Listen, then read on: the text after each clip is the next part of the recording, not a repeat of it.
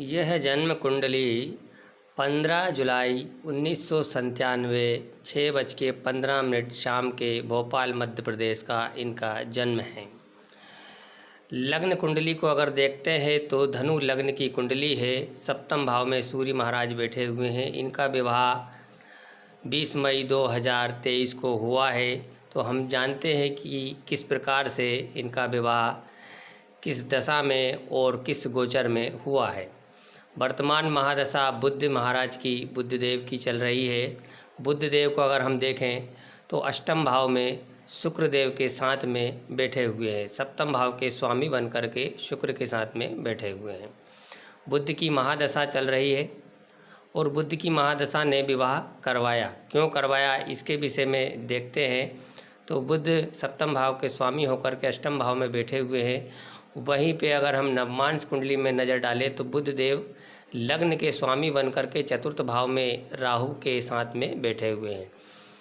तो बुधदेव ने शादी करवाई। क्यों करवाई? क्योंकि चतुर्थ भाव में बुधदेव नवमांस कुंडली में लग्नेश बनकर के बैठे हुए हैं। लग्नेश जहाँ बैठते हैं उस भाव की वृद्धि कर देते हैं। तो वैवाहिक जीवन का सुख, चतुर्थ भाव जो है नवमांस कुंडली का वैवाहिक जीवन का सुख, इसलिए महादशा तैयार हो गई कि हाँ भाई इस दशा में आपका विवाह हो जाएगा। अब अंतरदशा को हम देखें तो अंतरदशा भी इनकी बुध की चल रही है।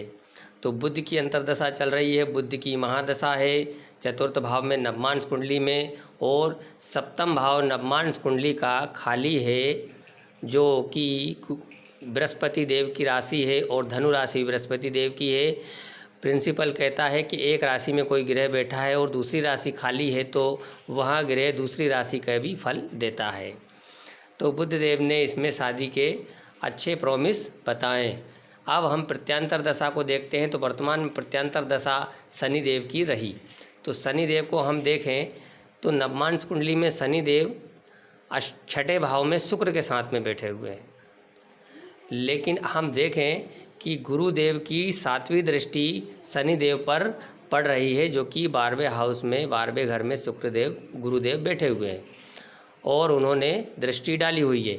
इसलिए इस प्रत्यांतर में शादी होती है। क्यों होती है? क्योंकि कोई भी ग्रह जब अपनी दृष्टि दूसरे ग्रह पर डालता है तो अपने कारकत्व द्वारा, अपने प्रभाव, अपने लॉर्ड शिव, अपने स्वामी के जो घर के स्वामी का जो कारकत्व है उसके प्रभाव उस सामने वाले ग्रह पर डाल देता है। इसलिए शनिदेव यहाँ पर गुरुदेव से प्रभावित रहे और सप्तम भाव के स्वामी होने के साथ साथ गुरुदेव ने दृष्टि डाली तो शनिदेव विवाह के लिए तैयार हो गए।